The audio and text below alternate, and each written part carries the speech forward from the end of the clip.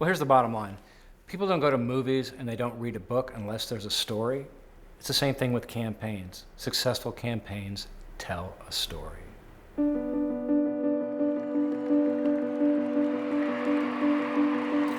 The stakes of telling a good story in politics are winning or losing.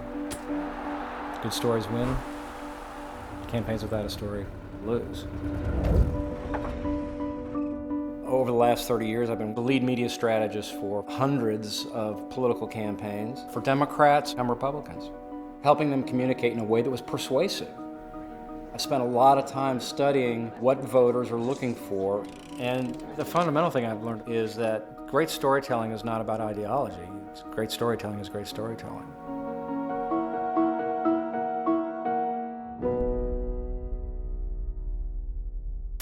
Another wild day on Wall Street. The deadly new terror attack. The economy shows signs of sustained strength. Every election, we're bombarded by billions of bits of information, and we want it organized so it has meaning. I mean, voters think in very simple ways. They want things communicated in an organized, compelling, but simple fashion. There has to be a narrative arc. Something that connects it all.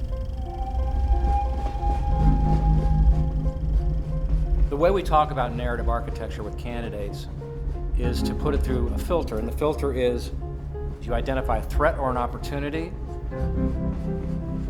fear or hope.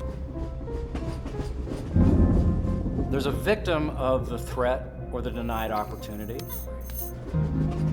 a villain, a resolution, and a hero. That's a classic narrative architecture, and so that has real power. I mean, it's like a magnet, and voters are iron filings. It just pulls those voters into your orbit.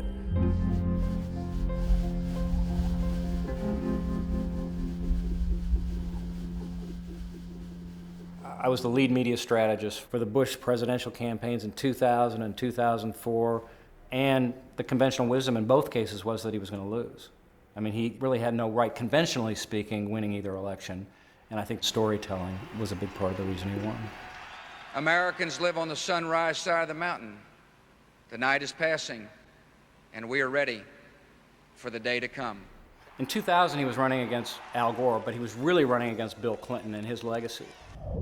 I believe most people expect the best out of elected officials, and when elected officials disappoint them, it creates a cynical environment. The threat was that there had been kind of cultural drift under Bill Clinton. The victims were our society and the lack of morality. The villain was Bill Clinton. The resolution was bringing honor and dignity to the White House, and the hero was George W. Bush. And so even though on all the issues people agreed with Gore and the Democrats, all the important issues, they didn't agree with George W. Bush, what we discovered was that they liked the fact that he was authentic.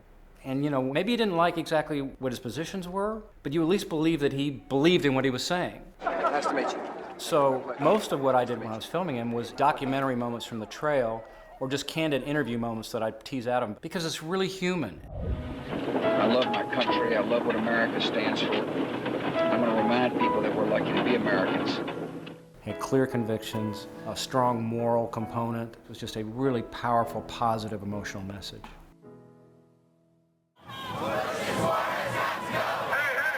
In 2004, less than 50% of America liked George W. Bush or his policies, and so we had a real challenge. Like, how do we get above 51%?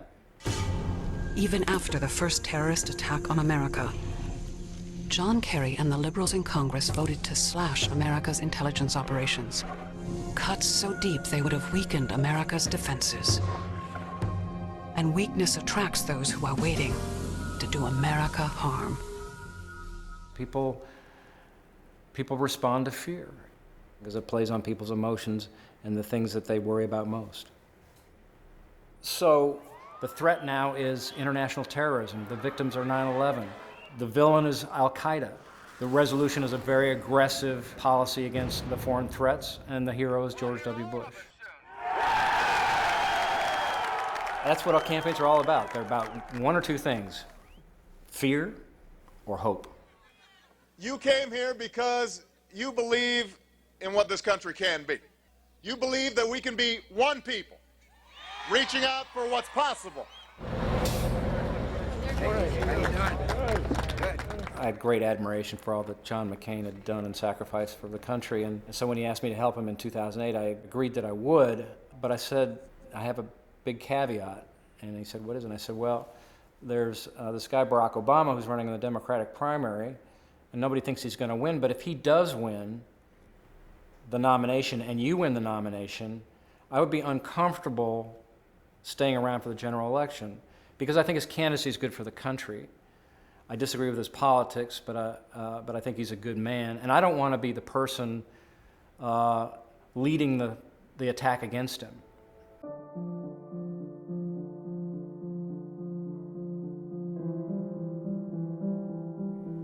I actually think a lot about regret. And, you know, that's a situation where I thought about it. I said, if I work for John McCain and Barack Obama's elected and I work against this guy and have to say things that I'm not comfortable saying, I'm going to regret it. So I stepped out of the general election, and I'm glad that I did ultimately.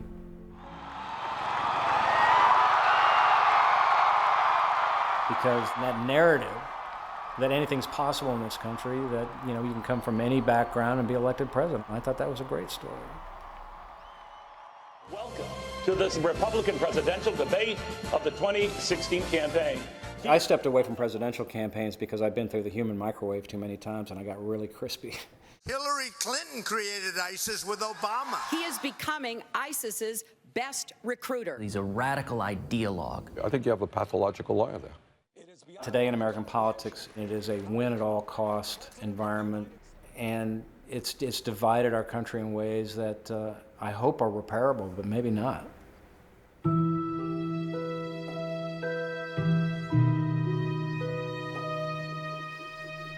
There's no question that people can be seduced by story. And so, to me, I think it's important to our democracy that voters have a sense of what we're doing, and to judge it, to test it, to see through it, and to question everything. I think it's important to know everything and question everything. That's what democracy is all about.